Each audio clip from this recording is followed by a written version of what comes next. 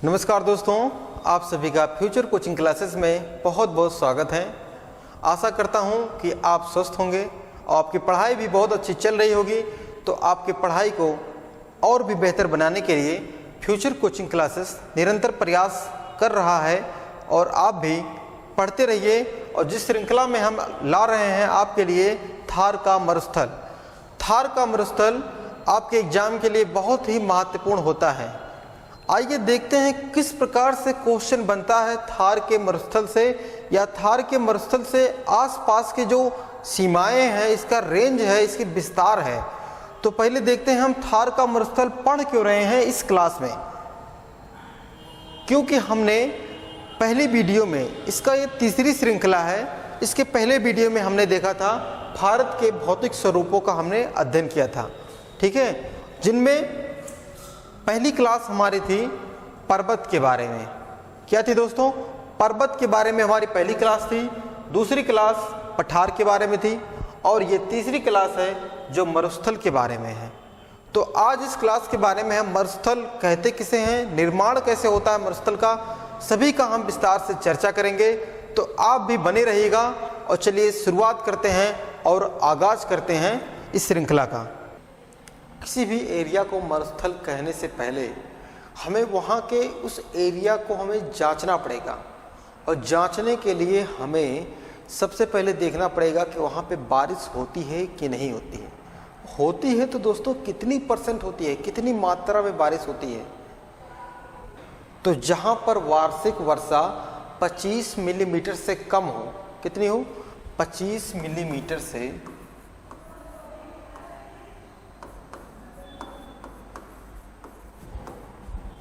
कम, उस वाले एरिया में कितना होना चाहिए, 25 मिलीमीटर से कम बारिश होनी चाहिए।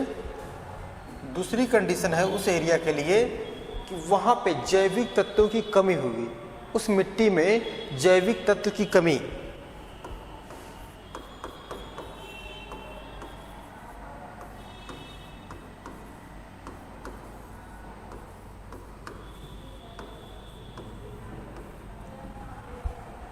तीसरी कंडीशन क्या बनेगी, वहाँ पे मरुस्थलीय जो मृदा होगी वहाँ पे नमी कम होगी। क्या होगी? नमी कम होगी एरिया में, नमी कम। चौथी कंडीशन, वाष्पीकरण अधिक होगा। क्या होगा दोस्तों? चौथा हमारा रहेगा वाष्पीकरण अधिक होगा।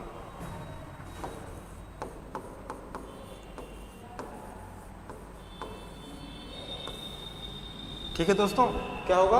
वाष्पीकरण अधिक।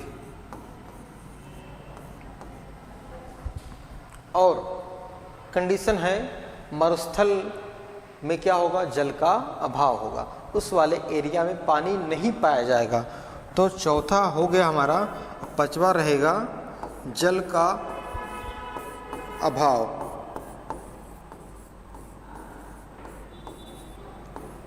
क्लियर दोस्तों? अब एक कंडीशन और बनती है, छठवां क्या होगा, ठंडी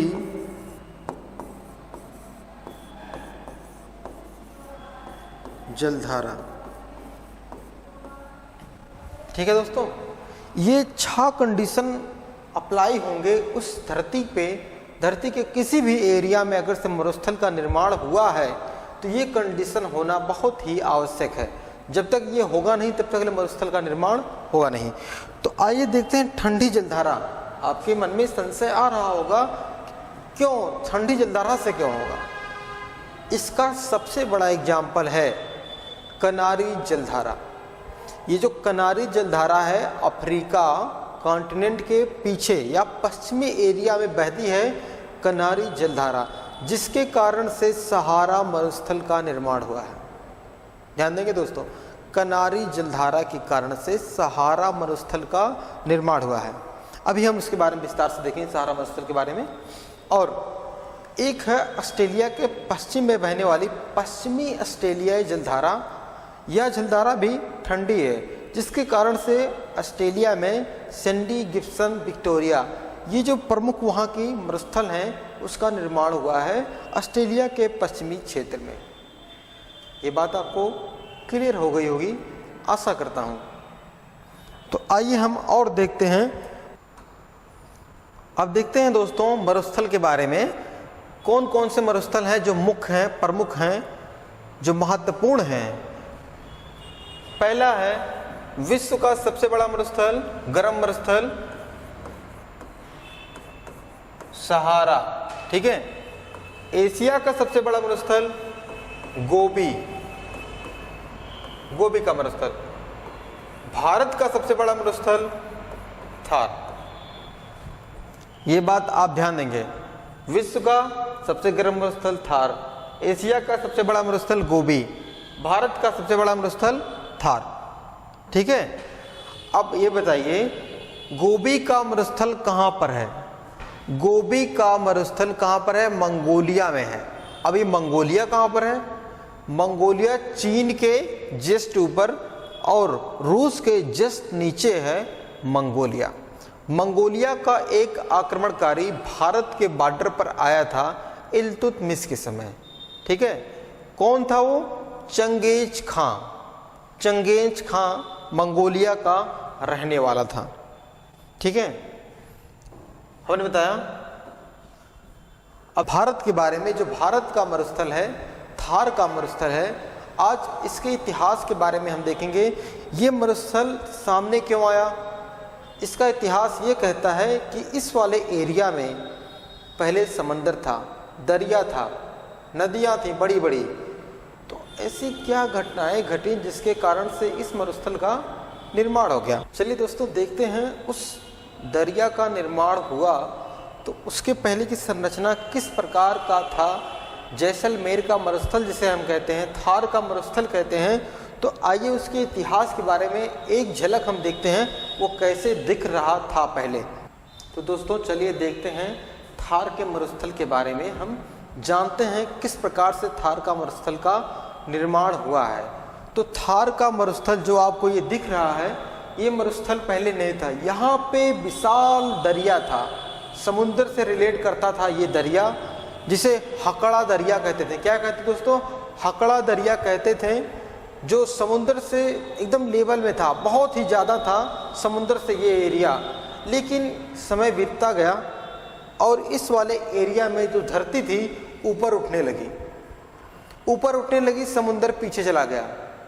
समुद्र पीछे जाने से इस वाले एरिया में मरुस्थल का निर्माण हुआ। क्या हुआ? मरुस्थल का निर्माण हुआ। लेकिन आप ये भी ध्यान दीजिए, मरुस्थल तुरंत नहीं बन गया, क्योंकि मरुस्थल बनने से पहले यहाँ पे जो धरती आपको दिख रही है, यहाँ पे मरुस्थल बनने से पहले हरियाली थी, समुंदर था, हरियाली थी। लेकिन जब समुंदर सूखा तो यहाँ पे घासें हुई, बारिश होने लगी, घास हुए, जानवर हुए, बारिश होने लगी।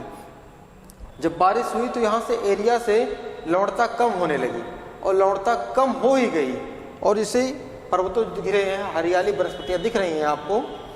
लेकिन जुरासिक युग आते आते, कौन सा? जुरासिक युग आते आते यहाँ पे बहुत से बड़े बड़े विशाल पेड़ आ गए।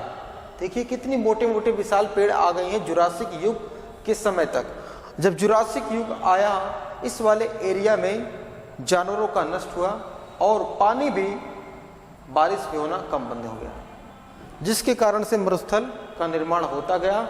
और वर्तमान में जो मरुस्थल दिख रहा है ये बढ़ता भी जा रहा है। तो इसका आप अगर से देखें विस्तार, भारत और पाकिस्तान में है, जो करीबन 2 लाख वर्ग किलोमीटर में है। कितना दोस्तों? 2 लाख वर्ग किलोमीटर में ये मरुस्थल है, जो भारत में 85% और पाकिस्तान में 15% इस मरुस्थल का विस्तार है। तो आइए और देखते हैं इस मरुस्थल के बारे में। तो देखिए मरुस्थल जो भारत में आपको दिख रहा है, ये 85% हमने बताया कहाँ पे है?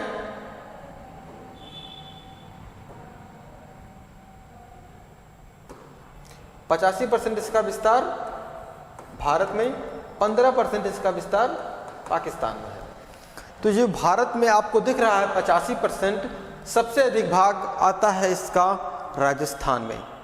ठीक है दोस्तों, राजस्थान में सबसे अधिक भाग आता है थार के मरुस्थल का। और देखिए ऐसे 4 राज्य हैं भारत के जो इस वाले एरिया में आते हैं थार के मरुस्थल में। ठीक है दोस्तों, ये बात आपको क्लियर हो गई होगी। और देखते हैं इसके बारे में, जो ये थार का मरुस्थल आपको दिख रहा है, जिसे थार डेजर्ट कहते हैं। क्या कहते हैं दोस्तों? थार डेजर्ट कहते हैं। ये थार डेजर्ट, थार मरुस्थल, ये विश्व का 17वां सबसे बड़ा मरुस्थल है। ध्यान देंगे आप, 17वां सबसे बड़ा मरुस्थल है। और यह शुष्क मरुस्थल नहीं है, यह एक गर्म मरुस्थल है। गर्म मरुस्थल में इसका स्थान देखा जाए तो 9वां सबसे गर्म मरुस्थल आता है ये थार का मरुस्थल। 9वां क्रम है इसका, आप ध्यान देंगे।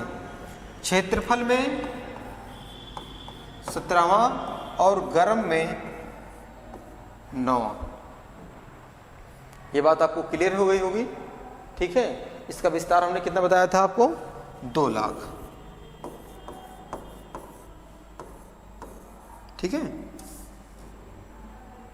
2 लाख किलोमीटर स्क्वायर, जो बढ़ भी रहा है, ऐसी बात नहीं है, क्योंकि मरुस्थल उस एरिया को कह देंगे जहाँ पे बंजर जमीन होगी, कृषि नहीं होगी, 25 मिलीमीटर से कम बारिश होगी। ठीक है, और इस वाले एरिया में राजस्थान की कितनी? राजस्थान की 40% जनसंख्या निवास करती है। ध्यान देंगे, बहुत ही महत्वपूर्ण क्वेश्चन है कि राजस्थान की 40% जनसंख्या यहाँ पे निवास करती है, और यह विश्व का ऐसा मरुस्थल है कि जहाँ पे सबसे अधिक लोग रहते हैं। ठीक है, अगर से हम बात करें विश्व का सबसे बड़ा मरुस्थल सहारा मरुस्थल जो गर्म है। दूसरा, अगर से हम इस प्रकार से देखें, एशिया का सबसे बड़ा मरुस्थल कौन सा है? गोबी मरुस्थल है। ठीक है, अब भारत का सबसे बड़ा मरुस्थल कौन सा है? थार मरुस्थल है। ये आप तीनों मरुस्थलों को ध्यान देंगे। गोबी मरुस्थल की बात आती है तो ये कहाँ पर है? गोबी मरुस्थल मंगोलिया में है। मंगोलिया, चंगेज खां मंगोलिया का रहने वाला था, जो भारत की सीमाओं तक आया था इल्तुतमिश के समय। ठीक है दोस्तों, ये बात आप ध्यान देंगे, थोड़ा जानकारी के लिए है। और सहारा मरुस्थल कहाँ पे है? अफ्रीका महाद्वीप में है। तो दोस्तों देखते हैं हम, थार का मरुस्थल का क्षेत्रफल हमने देखा 2 लाख वर्ग किलोमीटर है। अब इसके विस्तार के बारे में देखते हैं। विस्तार में अगर से देखें हम, तो इसका विस्तार हम देखेंगे उत्तर से दक्षिण ये कितना है। उत्तर से दक्षिण इसका विस्तार 640 किलोमीटर है। ये देखिए, उत्तर से दक्षिण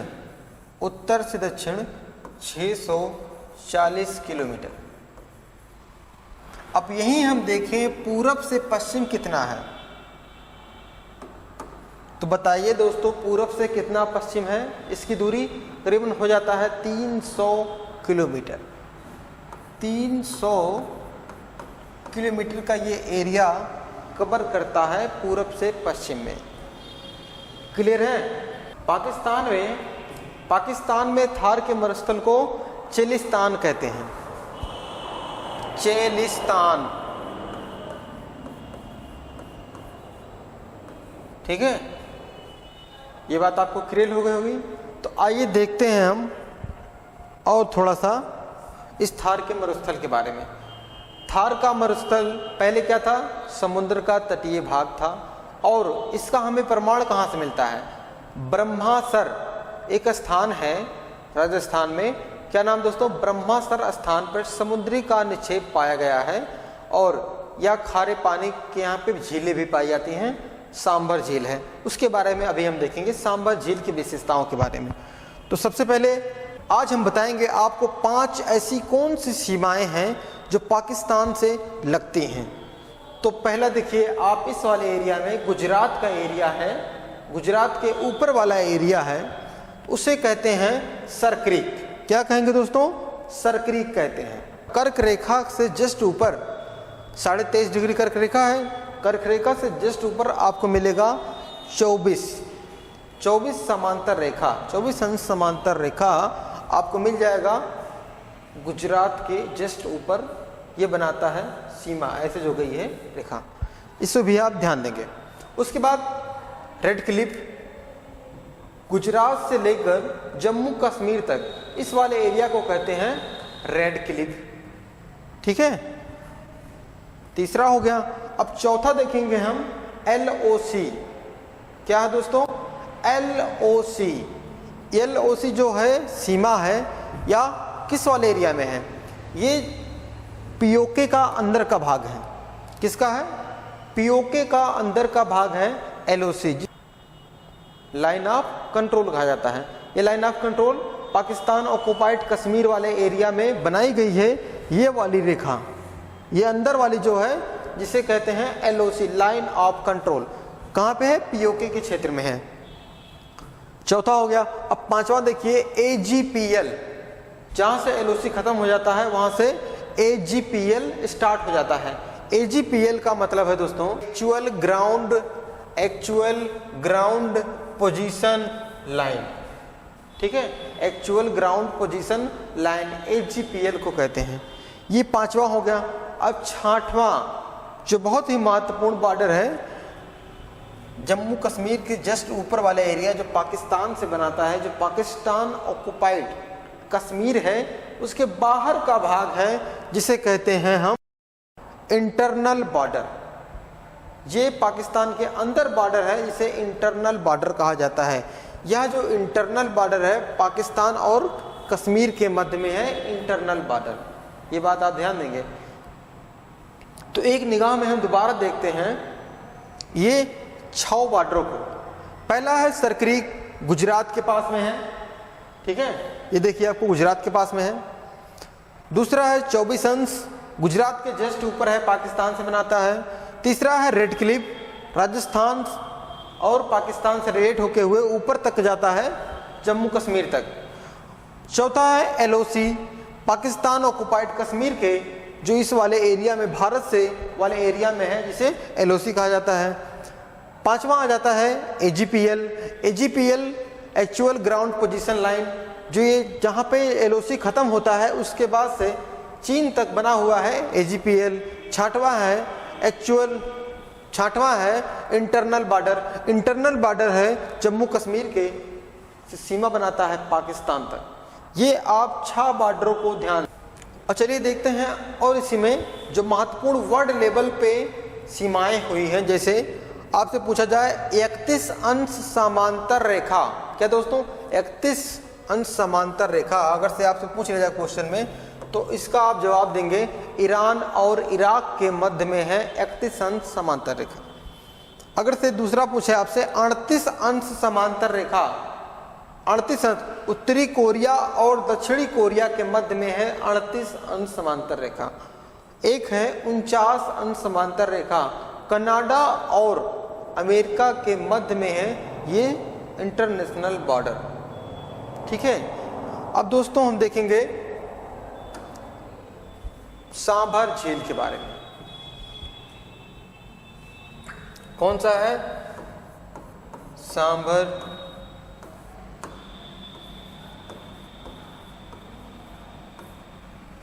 ये झील बहुत ही इंपॉर्टेंट है भारत के लिए और आपके एग्जाम के लिए भी। इसका जो एरिया है जयपुर, अजमेर, नागौर, ध्यान देंगे, जयपुर, अजमेर, नागौर में आता है सांभर झील। सांभर झील में 2 ऐसी महत्वपूर्ण नदियां आती हैं, जैसे एक नदी है मेंथा,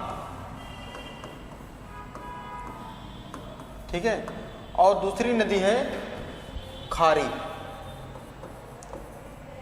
मेंथा, खारी यहाँ की जो 2 प्रमुख नदियां हैं, आती तो 2-3 और हैं, लेकिन 2 प्रमुख नदियां हैं, मेंथा और खारी।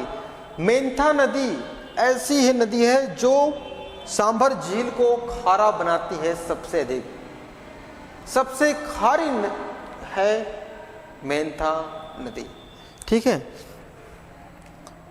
तो अगर से और पूछा जाए इस झील का निर्माण किसने कराया था, तो एक राजस्थान में स्थान है बिजोलिया अभिलेख। बिजोलिया अभिलेख से पाया गया है कि वासुदेव चौहान ने, ध्यान देंगे, वासुदेव चौहान ने इस झील का निर्माण करवाया था। ठीक है, और अगर से पूछा जाए यह भारत की सबसे खारी झील है। सबसे मुख्य बात यही है, भारत की सबसे बड़ी खारी झील है सांभर झील। अगर से पूछा जाए सबसे बड़ी क्षेत्रफल में, तो आप ध्यान देंगे कौन सी है? चिल्का झील। भारत की सबसे बड़ी झील है चिल्का झील। सबसे मीठी झील आपसे पूछा जाए तो जम्मू कश्मीर में है वुलर झील, ये भारत की सबसे बड़ी मीठे पानी की झील है। ठीक है। और अगर से आपसे पूछा जाए, आप जानते होंगे 1869 में ध्यान देंगे,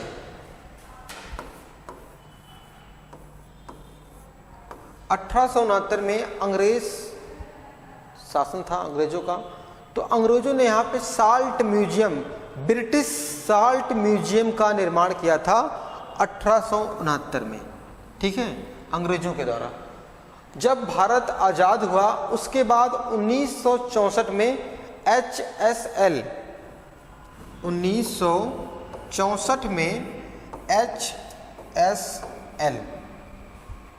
HSL का निर्माण किया गया, हिंदुस्तान साल्ट लिमिटेड। क्या दोस्तों?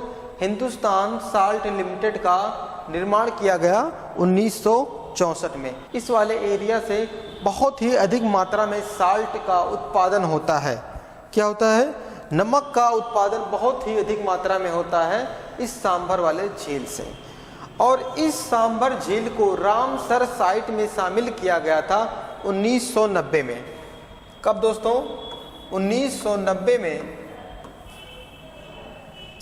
सांभर झील को रामसर स्थल में शामिल कर दिया गया था। ये बात आप क्लियर हो गई होगी कि रामसर में कब शामिल किया गया था? 1990 में। तो आइए और आगे देखते हैं Akal wood fossil park. Akal wood fossil park जो जैसलमेर के पास है, इसकी मुख्य विशेषता इसलिए है क्योंकि यहाँ पे जो साक्ष्य पाए गए हैं समंदर के, सभी साक्ष्य यहाँ पे इस पार्क में उपलब्ध हैं। तो आइए देखते हैं इस पार्क की विशेषताओं के बारे में, जो ये पार्क इतना फेमस क्यों है राजस्थान के लिए। जैसा कि हमने बताया 6 करोड़ साल पहले यहाँ पे क्या था? यहाँ पर दरिया था। कौन सा दरिया था? हकड़ा नामक दरिया यहाँ पे था। और जब दरिया रहेगा उस वाले एरिया में पेड़, देखिए पेड़ों जो थे पहले पुराने पेड़, उसको यहाँ पे संरक्षण करके रखा गया है। ध्यान देंगे आप। जो अगर से वहाँ पे राजस्थान में पहले मरुस्थल होता तो इतने बड़े बड़े पेड़ कहाँ से आते हैं? लकड़ी के बोटे कहाँ से आते हैं?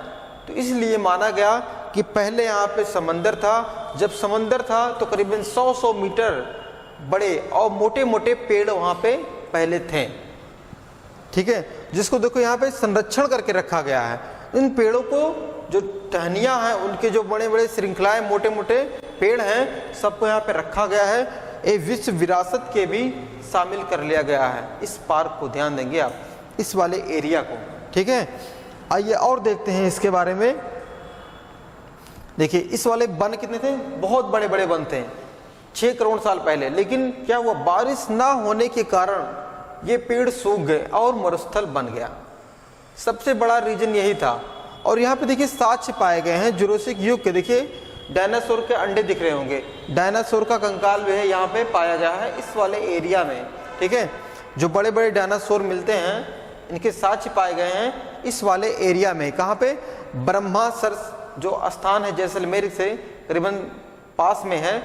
अगर से आप थार के मरुस्थल में का जो रेत है अपने हाथ में लेंगे तो आपको छोटे छोटे घोंगे, शंख नुमा जो मिलेंगे, ये दृश्य आपको मिलेगा अपने हाथ में। आप थार के मरुस्थल को लेंगे तो जब रेत नीचे बैठ जाएगा तो जो बचेगा घोंगा, सीप और जो शंख हैं, ये आकृतियाँ जो दिख रही हैं ये आपको हाथों में मिल जाएंगी। तो इससे ये भी पता चलता है कि थार का मरुस्थल पहले क्या था दोस्तों? पहले यहाँ पे समंदर था। ठीक है, आइए और थोड़ा सा देखते हैं इसके बारे में। देखिए कुछ साक्ष्य मिले हैं डायनासोर के और सीप मिले हैं, सीप नुमा जो आकृतियाँ मिली हैं। और समुद्र के जो एरिया का रहने वाला, समुद्र पहले था मान रहे हैं हम, लेकिन समंदर सूख जाने के बाद जो यहाँ पे देखिए इमारतें बनी हुई हैं, लेकिन पहले इमारतें नहीं थी, समंदर था। ध्यान देंगे आप, समंदर था। समंदर सूख जाने पे यहाँ पे देखिए आपको ये दिख रहा होगा टीला नुमा। इस टीले नुमे आकृति से माना जाता है कि इस वाले एरिया में पहले समंदर था और समंदर ने इसको कटान से, क्या दोस्तों? कटान से, बहाव से इसको पतला किया है। इसको जो दिख रहा ना टीले नुमा, इसके बगल से नदियां, समंदर जो दरिया था बह रहा था, जिसके कारण इसका कटान हुआ है। इस पर्वत नुमा चोटी की जो दिख रही है आपको, इसका ठीक है। और देखते हैं थोड़ा सा इसके बारे में।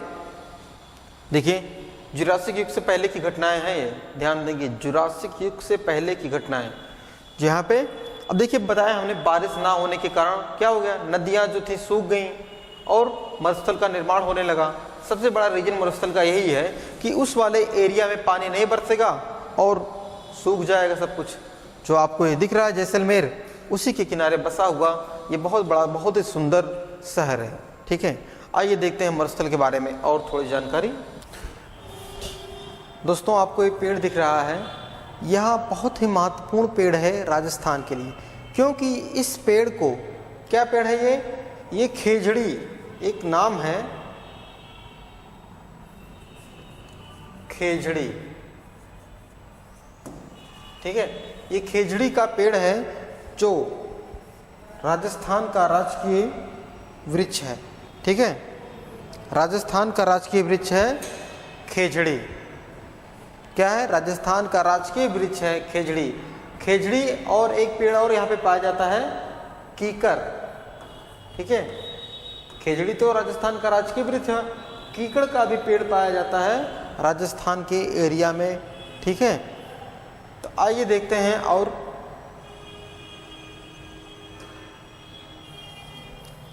आपको ये ऊंट दिख रहा होगा, ऊंट राजस्थान में, राजस्थान हो या कहीं पे भी मरुस्थल रहेगा तो इसे मरुस्थल का या रेगिस्तान का जहाज कहा जाता है। ये बात आप सब जानते होंगे, रेगिस्तान के जहाज के नाम से जाना जाता है ऊंट को। ऊंट की विशेषता ये 21 दिनों तक पानी पी रह सकता है। ऊंट के पीठ का जो कुबड़ होता है, इस कुबड़ में क्या होता है दोस्तों, वसा, पानी नहीं रहता है। ये बात ध्यान देंगे, पानी को तो रखता है लेकिन इसके कुबड़ में, जो ऊपर वाला कुबड़ होता है, उसमें वसा रहता है, जिसके कारण से यह खाना भी बिना खाए रह सकता है। ठीक है दोस्तों, वसा रहता है, ये बात ध्यान देंगे। पेपर में पूछ सकता है ऊंट के कुबड़ में क्या होता है, वसा होता है।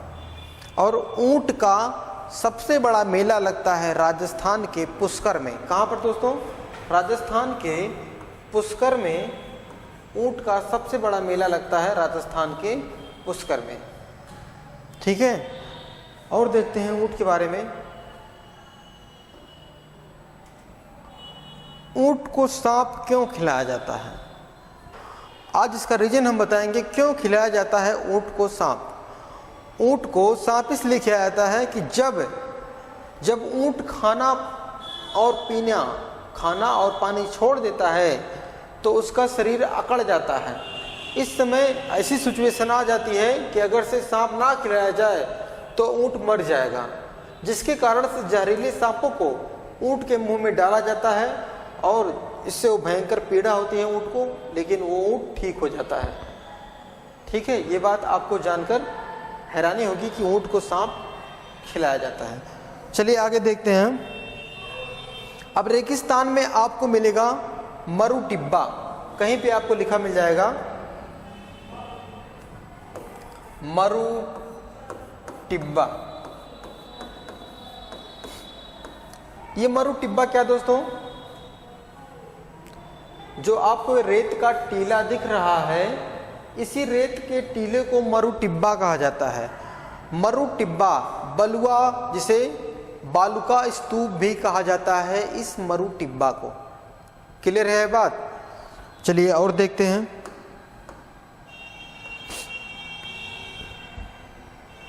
अब आपको दिख रही होगी लूनी नदी। ये लूनी नदी कहाँ पे है, राजस्थान में है। ये राजस्थान की प्रमुख नदियों में से एक है। इस नदी की विशेषता है, यह नदी थार के मरुस्थल में समाप्त हो जाती है। कच्छ के रण के पास ये समाप्त हो जाती है लूनी नदी। और यह लूनी नदी जो है ये निकलती है नाग पर्वत से। क्या दोस्तों नाम है, नाग पर्वत से निकलती है ये लूनी नदी, जो कहाँ पर है, अरावली पर्वत के समीप में है। ध्यान देना, ये कच्छ के रण के पास पहुंचती है, थार के मरुस्थल में समाप्त हो जाती है। आइए और आगे देखते हैं। ये आपको दिख रहा होगा शीत मरुस्थल। शीत मरुस्थल भारत का कौन सा एरिया आता है? लद्दाख का मरुस्थल। ये आपको दिख रहा होगा, लद्दाख का मरुस्थल। लद्दाख के मरुस्थल की मुख्य विशेषता है कि यहाँ पे जो आपको दिख रहा होगा मरुस्थल, ये शीत मरुस्थल है। जिस प्रकार से थार का मरुस्थल उष्ण मरुस्थल है, उसी प्रकार से लद्दाख का मरुस्थल उष्ण मरुस्थल है। तो मरुस्थल के बारे में थोड़ा और जानकारी हम दिखाते हैं आपको। आपको ये दिख रहा होगा ऊंट, 2 कुबड़ वाले ऊंट मिलते हैं आपको कहाँ पे? लद्दाख के मरुस्थल में। इस ऊंट का वैज्ञानिक नाम अगर से आपसे पूछा जाए तो क्या नाम दोस्तों? कैमल्स ड्रोमेडेरियस। ठीक है, ड्रोमेडेरियस इस ऊंट का वैज्ञानिक नाम है, बहुत ही महत्वपूर्ण है। डबल कुबड़ वाले ऊंट का वैज्ञानिक नाम है कैमल ड्रोमेडियस। ठीक है, ड्रोमेडियस। और देखते हैं थोड़ी सी जानकारी हम इसके बारे में। आपको ये एरिया दिख रहा होगा जहाँ पे रेत समाप्त हो गई है, रेत उड़ गई है, उस वाले एरिया में क्या कहते हैं? उस मरुस्थल को क्या कहते हैं? उस मरुस्थल को हम कहते हैं हम्मादा। ध्यान देंगे दोस्तों, हम्मादा। ठीक है, इसे हम कहते हैं हम्मादा। हम्मादा उसे कहते हैं जहाँ पे पहले मरुस्थल था, रेत थी बड़ी मात्रा में, और हवाओं उस रेत को उठा के दूसरे स्थान पर लेके चली गई, तो जो बचा हुआ ककड़ीला पथरीला एरिया बच जाता है, उसे हम्मादा कहा जाता है। आइए और जानकारी देखते हैं आपसे। अब आपको ये दिख रहा होगा मरुस्थल में छोटे छोटे वनस्पतियाँ, छोटे छोटे पेड़ पाए जाते हैं, जिसे नखलिस्तान कहा जाता है। क्या कहा जाता दोस्तों? नखलिस्तान। ठीक है, इसे हम कहते हैं नखलिस्तान। अब ध्यान देंगे, चेलिस्तान दूसरा है, नखलिस्तान दूसरा है। चेलिस्तान उसे कहते हैं थार का, पाकिस्तान में क्या कहते हैं? चेलिस्तान कहते हैं। और नखलिस्तान उसे कहते हैं जब मरुस्थल में हरे भरे पेड़ आपको दिख जाएंगे, थोड़ा सा पानी का भी एरिया रहेगा, तो उसे हम कहते हैं नखलिस्तान। ठीक है, ये रही कुछ जानकारियाँ मरुस्थल के बारे में, थार के मरुस्थल के बारे में, जो प्रमुख मरुस्थल हैं उनके बारे में। तो आपको ये वीडियो कैसा लगा है आप कमेंट करके ज़रूर बताइएगा हमको। ठीक है, अगर से आप चैनल पर नए हैं तो चैनल को सब्सक्राइब करना ना भूलिएगा दोस्तों। मिलते हैं नेक्स्ट वीडियो में नए कंटेंट के साथ, नए टॉपिक के साथ। तब तक के लिए अलविदा, धन्यवाद, जय हिंद।